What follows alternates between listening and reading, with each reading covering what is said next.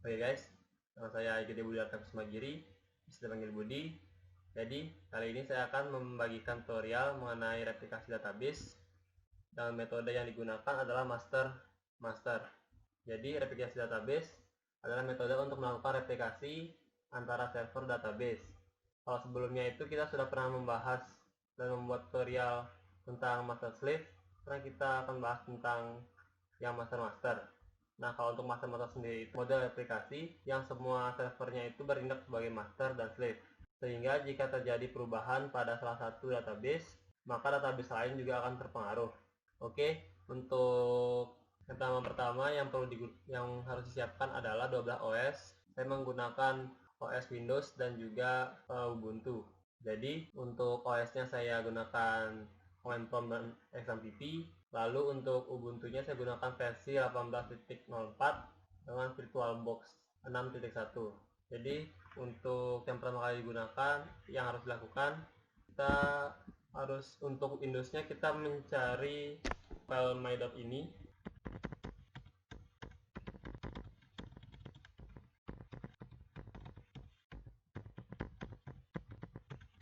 Lebih hadir, kita buka my.ini.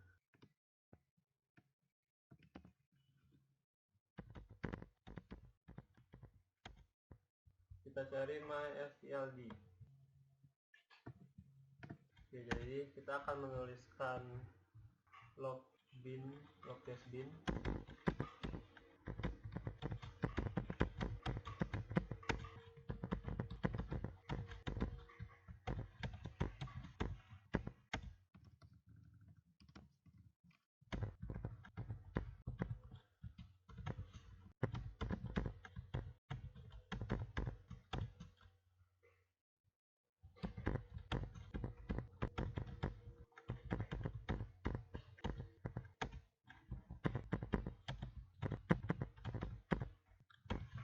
Oke, jadi ini sudah selesai.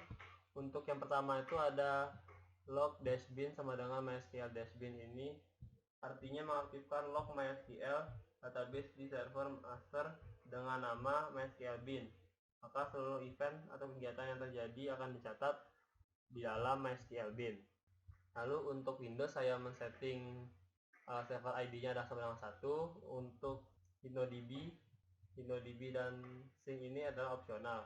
Oke, jadi kita simpan, kita close dan lakukan restart dengan men-stop MySQL-nya. Setelah itu di-start kembali.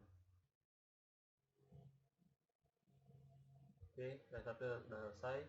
Sekarang kita masuk ke MySQL.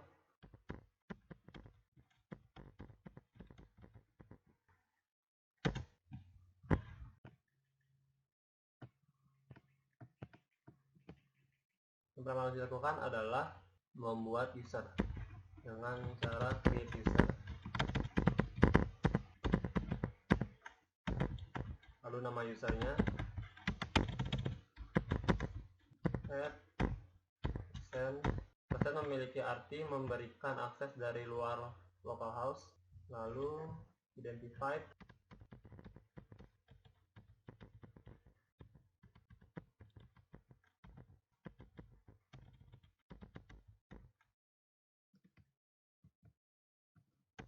selanjutnya adalah grant all.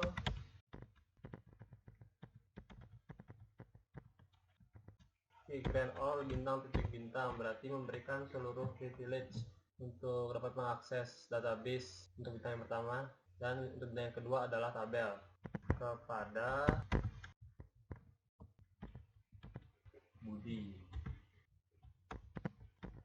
Oke, kalau udah berhasil, sekarang kita show master statusnya. Nah, untuk file dan position ini akan berguna nanti saat melakukan proses konfigurasi di slave. Jadi sekarang kita lanjut di slave. Yang pertama kita lakukan di slave adalah untuk mencari file CNF. Kita cari file CNF-nya.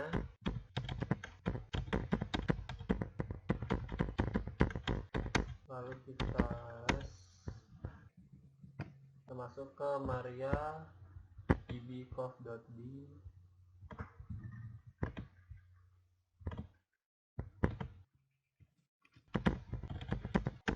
Lalu kita lakukan ls lagi. Kita lihat, oke, di sini ada file 50 server, ini kita buka. Lalu kita akan mencari MySQL-nya. Nah, jadi kita akan menuliskan hal yang sama seperti di file my.ini.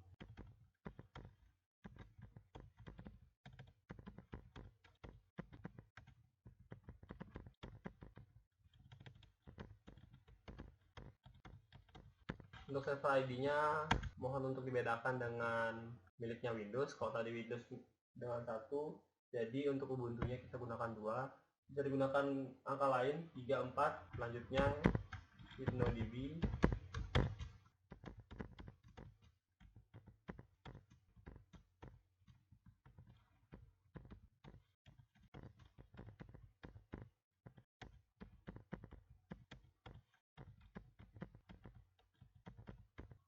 Lalu ini kita save.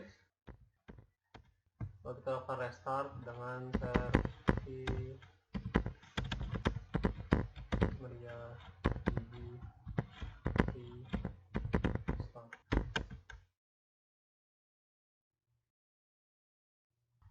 Sekarang kita masuk ke dalam MySQL. Lalu kita change to master.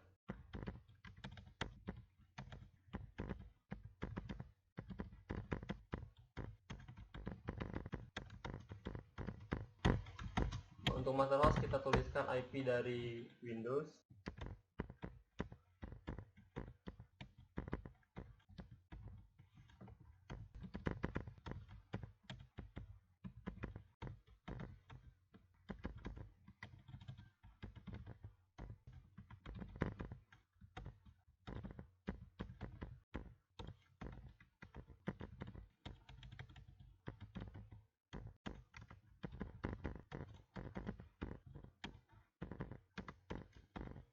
Untuk master portnya kita gunakan 3306.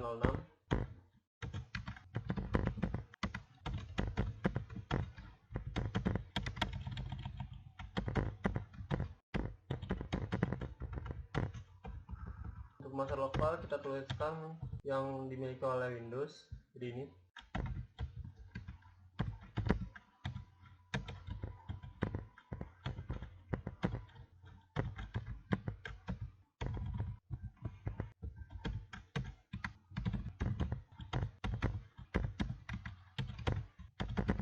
Untuk master log postnya merupakan posisi dari master.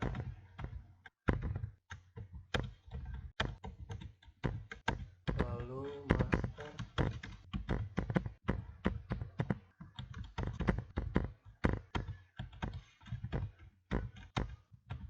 kita perbaiki. Kita stop dulu sebelumnya slide-nya. Berhasil. Sekarang kita start slave. Kita show slave-nya.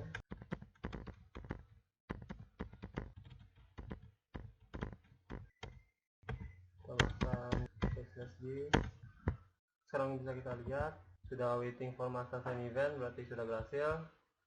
Sekarang kita lanjutkan untuk membuat user di dalam slave ini, di dalam Ubuntu. Untuk membuat user dalam Ubuntu sama saja dengan cara untuk membuat user di dalam CMD pada Windows. Jadi yang harus dilakukan adalah create user. Namanya adalah dd.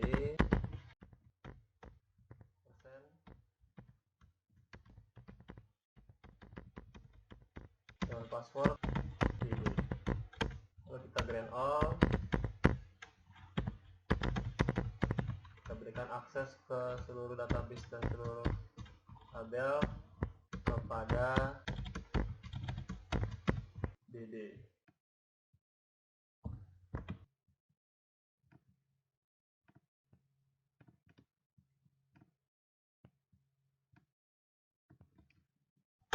Oke, berhasil. Sekarang kita show master statusnya.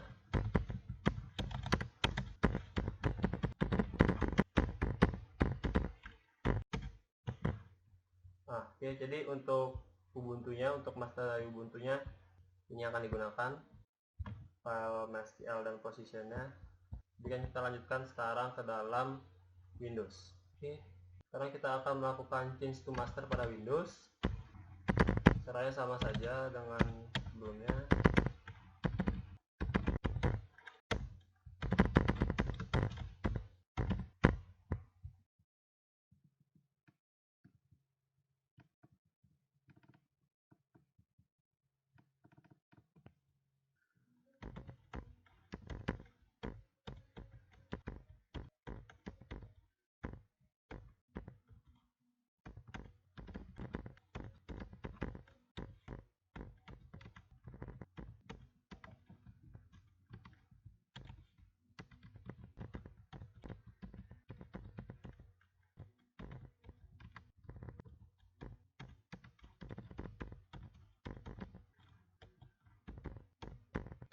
Untuk port yang digunakan adalah 3306.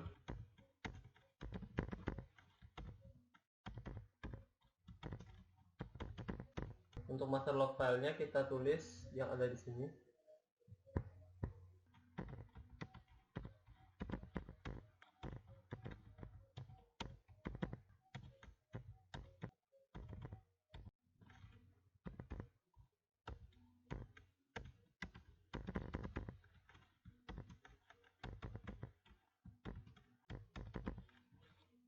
Untuk master log postnya tulis yang ini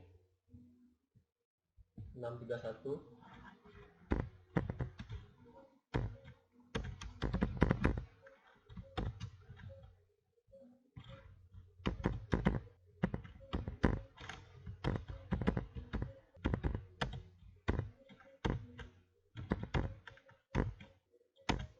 Kita stop slide terlebih dahulu.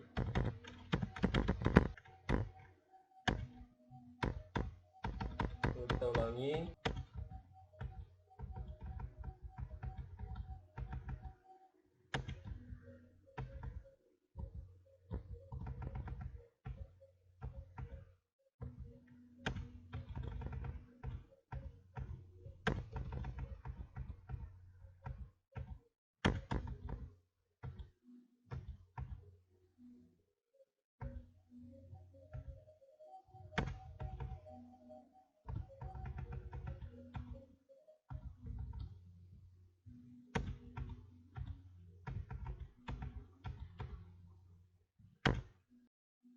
Oke, udah berhasil. Sekarang kita start slave-nya.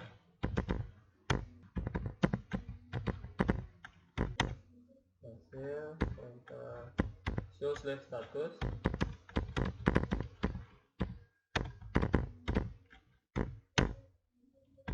Tambahkan next lagi. Oke, kita lihat. Ini kita masih, jadi sini ada kesalahan sepertinya di IP. Kita ulangi. Kita stop sekarang slave-nya. Nah, kita lakukan ulang. Kita perbaiki salah.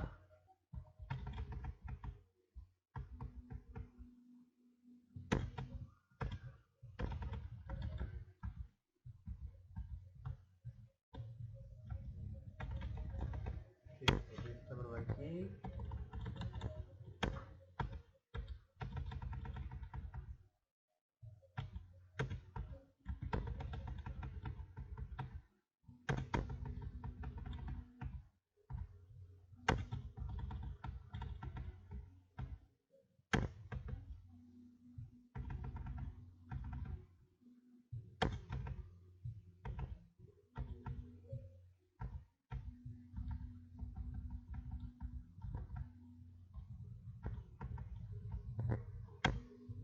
Oke, saya buka start lagi dari script-nya. Lalu kita show slave status dengan backslash biar rapi. Bisa kita lihat, ya udah waiting for master selesai event. Berarti udah berhasil. Windows udah jadi slave dari Ubuntu. Sekarang kita akan coba melakukan tes.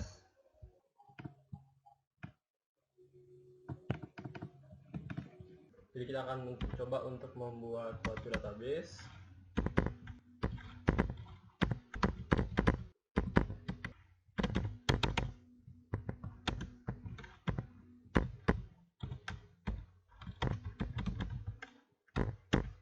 Oke, kita buat dbbuddy di sini. Sudah berhasil. Sekarang kita show di Ubuntu apakah sudah ada. Oke, di sini udah ada dbbuddy. Sekarang kita bakal use dbbuddy di Ubuntu. Kita coba.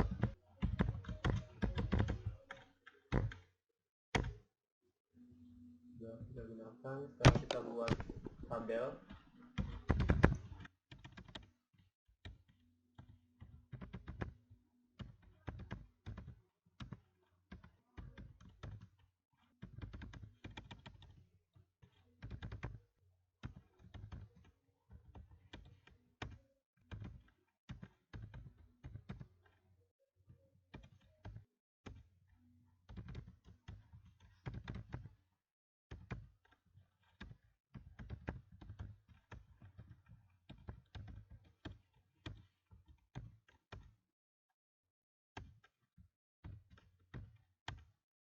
Oke, sudah berhasil. Sekarang kita show table.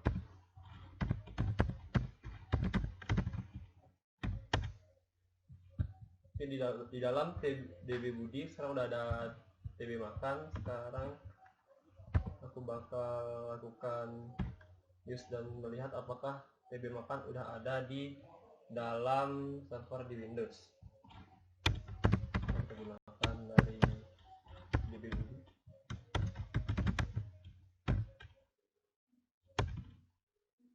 Sekarang kita lakukan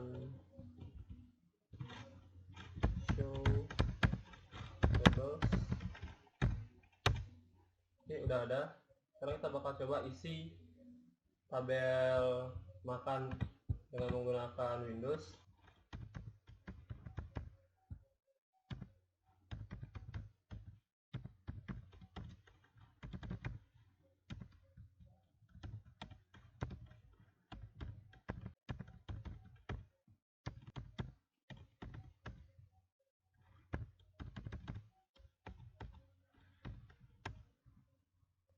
Sip, udah berhasil. Sekarang kita show all from table makan.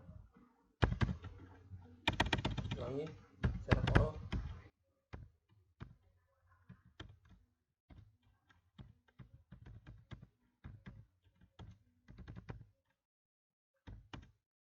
Oke, udah ada di sini. Sekarang kita coba untuk melihat apakah sudah masuk di dalam server Ubuntu.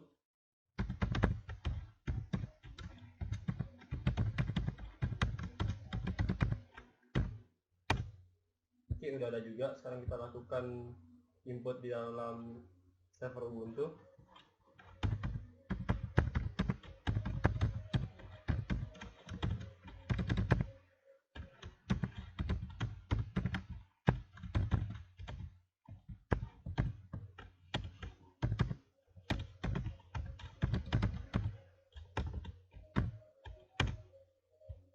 Kita select all untuk melihat hasilnya. Oke, udah ada 2 yang ada di sini. Oke, jadi untuk replikasi master sekian. Jadi ketika ada perubahan di dalam server Windows, Ubuntu akan berpengaruh. Begitu juga jika Ubuntu mengalami di dalam database, jika di dalam Ubuntu server Ubuntu mengalami perubahan, di Windows juga akan mengalami perubahan. Jadi sekian tutorial pada kali ini, semoga membantu. Terima kasih telah menonton. Dah.